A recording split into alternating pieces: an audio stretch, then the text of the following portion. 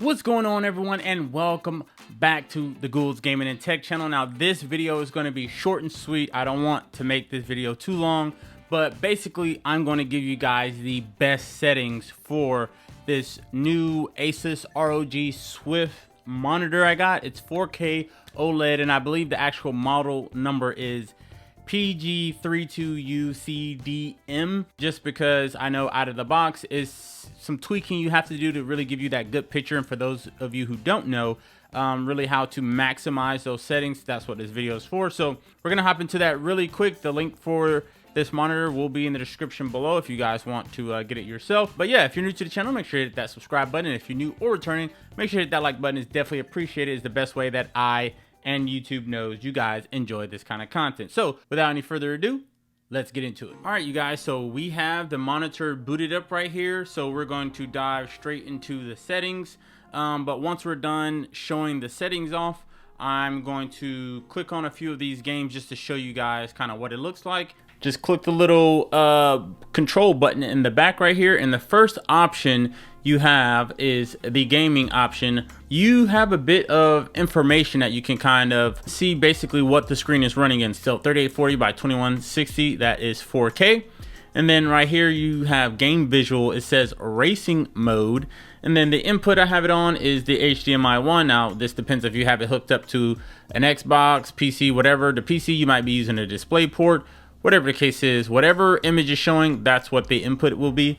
And then the HDR, which we'll get into, you can see it's set to True Black 400. So first option right here is gaming, and then right here you have variable refresh rate. All right, so obviously variable refresh rate, we want this on. I don't see any reason to turn that off. So the next option down is the game plus right here. So this option under gaming, as you can see, you can turn your FPS counter on, your frames per second counter. You can make it off, you can do numbers, you can make it a bar graph. I don't see the need to have any of that. Now this is specific to me. If you like to see that stuff on your display, by all means go for it. But when I'm playing games on here, some story driven games, I don't want to see the FPS counter and all that stuff. And then the crosshairs, I know a lot of people play with their crosshairs. I don't personally do that on monitors. And then you have a timer, which I have off.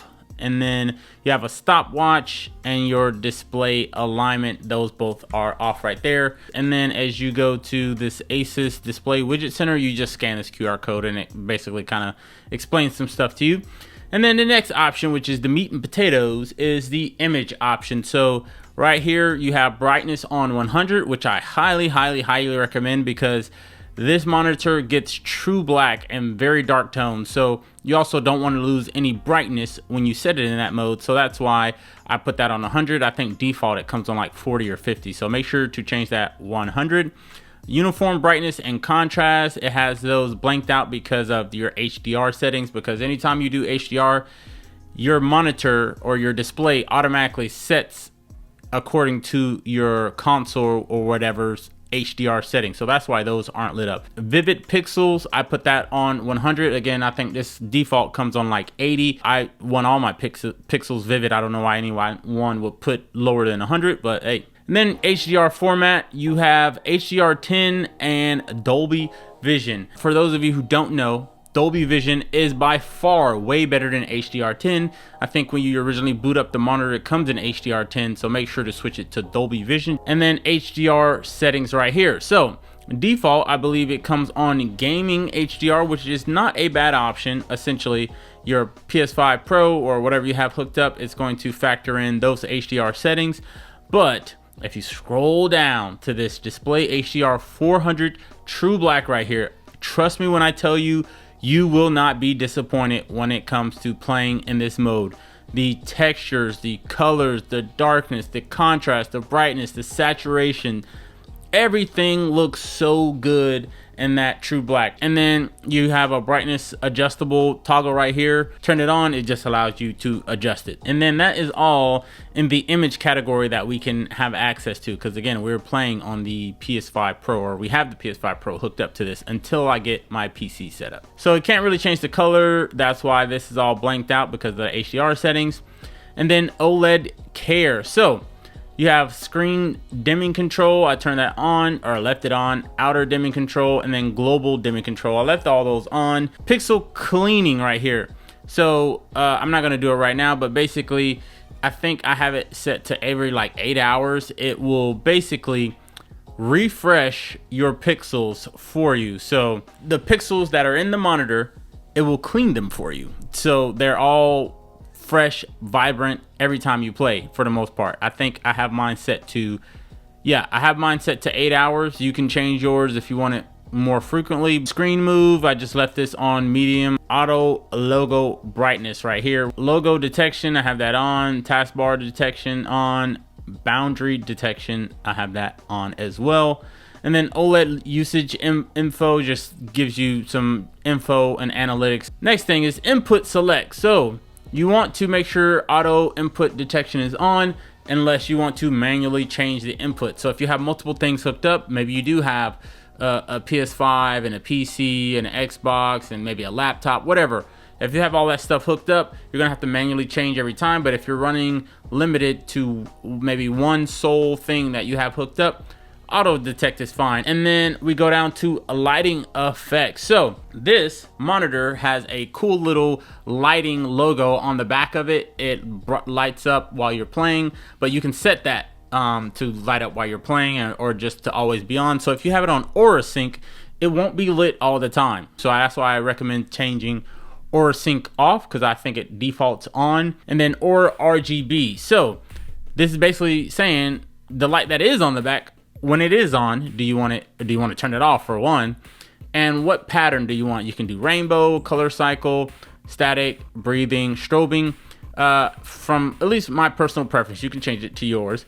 But I like rainbow because it is just a constant mix of all the colors, as it's constantly like changing. It probably stays on one color, maybe 1.5, maybe 2 seconds before it switches to the next one. You have a color cycle, is just a solid color, but it's just flipping through the different colors. Then you have a static color. You can pick which color you want it to just stay on. You have a breathing pattern with one particular color if you like, and then a strobing pattern with one particular color you like. And then you have light motion. I just put it on level 3. I think it defaults on level 2. All right, and then your favorites right here, shortcuts and settings. So once you do pick the settings you like, if you do like 2 different options for 2 type of play styles, I guess. So if you are playing video games, you might like a particular settings that you set. But if you're just like using it as a computer monitor, you might like another setting. So, or a group of settings. So you can save those. Say this is my gaming setting. I'll go under setting 1 and then click save. And then for maybe a PC setting, I'll go under 2 and then click save. I'm just doing setting 1 and I'm saving that. So anytime I change a setting and I forget what I did, I can just go back to it if I messed up something, and then you can click load, so it'll load what you already previously set. Then you have system settings. Language I have on English. Volume is on 100, obviously. Sound output, now this is dependent on what you're using. So if you have a sound bar, just some cheap speakers you bought off Amazon, whatever case is, these do not have speakers on them, so remember that. You got to get your own speakers. USB setup, this again, if you want to hook some USBs up to here on how you want them to function, that's completely your preference. So I'm not going to get too deep in this because it literally depends on the USBs you have set up and then what you have connected to those USBs. But yeah, you can customize how you want. Do you have a USB 2.0, USB 3.2 on during standby? So basically, if your monitor is in standby mode, but you have a couple things hooked up to your USB, maybe charging, whatever the case is, that's what that setting's for. And then keyboard hotkey, that is for obviously if you are using a PC. USB charging, you can charge at 65 watts or 90, completely up to you. Proximity sensor, make sure to keep this off. Basically, and this is like some freaking AI type of stuff, basically your monitor can sense if you're in proximity to it, and it will change the lighting and activity according to where you are in comparison to the monitor. So if it detects you're right in front of it, it's assuming that you want to interact with it. So it's going to start up, you know, some things as far as visuals. Power indicator, turn that on. Power key locked, I left that off, and then key lock off.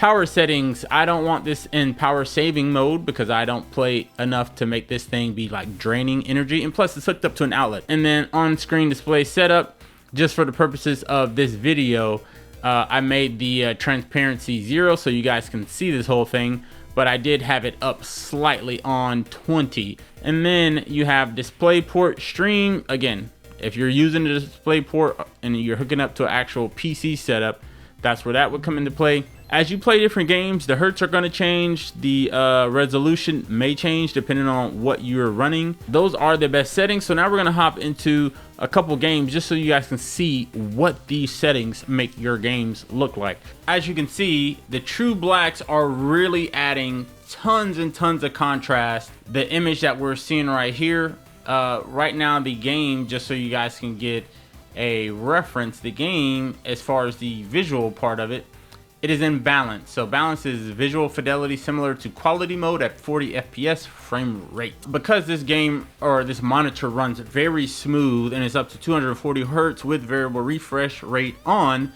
this game being set at 40 Hertz really benefits from a monitor like this because you can get higher Hertz. So if we click our little display right here, as you can see, it said 40 FPS, but we're running at 120 Hertz right here, so it's going to look smoother than it normally would. So we got the performance part down, and obviously if we're running in balance and we're running those true blacks, the quality is also going to look astounding. I am shooting in 4K 30 FPS, so if I start to move and it looks a little laggy, it is not because the game is lagging, it's because I shoot my videos in 4K 30.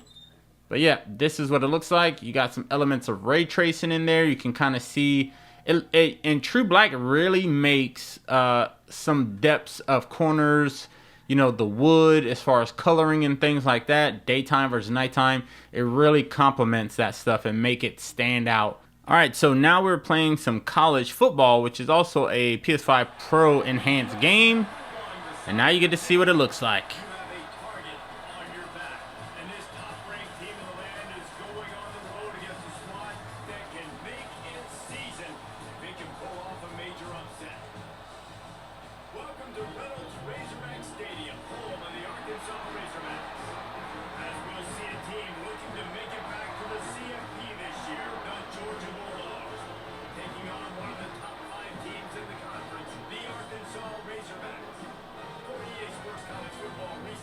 This is running right now at 60, bouncing between 48 and 60 Hertz.